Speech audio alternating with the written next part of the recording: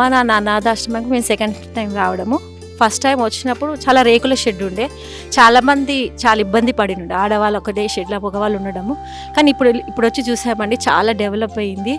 ఒక ఫ్లోర్లో ఆడవాళ్ళు, ఒక ఫ్లోర్లో మగవాళ్ళు ఉన్నారు. ఇంకా పైన స్పెషల్గా హాస్పిటల్ ఉంది. ఇక్కడ ఒక గుడికి వచ్చిన అనుభూతి ఉందండి. ఇంకొకటి, మనం ఏదైనా పితృపక్ష దినాలలో దానం చేస్తే బాగుంటుంది. ఎక్కడో చేయడం కన్నా ఇక్కడ చేయడం చాలా గొప్ప. ఎందుకంటే వీళ్ళు అనాథులు, వీళ్ళకి ఏం తెలియదు. మనం చేసే డైరెక్ట్ ఈ పితృలే స్వీకరిస్తారనే భావం కరెక్ట్ ఉందండి. ఇక్కడ ఏది చేసినా చేయకుండా మనం ఇక్కడికి వచ్చి చేయడం చాలా మంచిది. ఇది చాలా చాలా పెద్ద కార్యం అండి వీళ్ళు చేయడము. మనకి ఇట్లాంటి దాంట్లో అవకాశం వచ్చినందుకు మేము చాలా సంతోషపడుతున్నాము.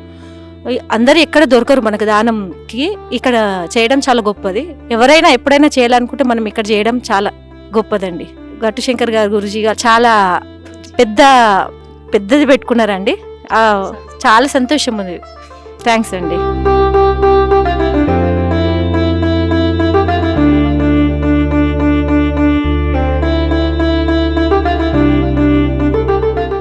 అమ్మా నాన్న అనాథాశ్రమంలోని అభాగ్యుల ఆకలి తీర్చేందుకు మానవతామూర్తుల అన్నదాతల సహాయాన్ని కోరుతున్నాము.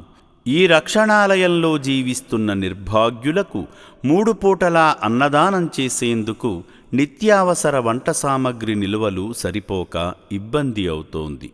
ఈ స్థితిలో ఆకలి తీర్చే మానవతామూర్తుల సాయం కోసం ఈ అభాగ్యులు ఆశగా చూస్తున్నారు.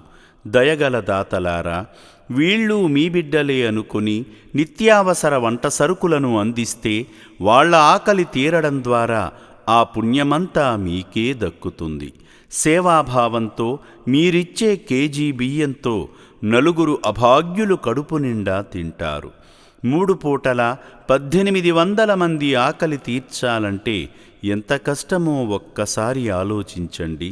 దయచేసి బియ్యము, పప్పు, నూనె, కూరగాయలు ఇలా ఏదైనా సాయమందించి శ్రీ పుణ్యలింగేశ్వరుని అనుగ్రహానికి పాత్రులు కండి.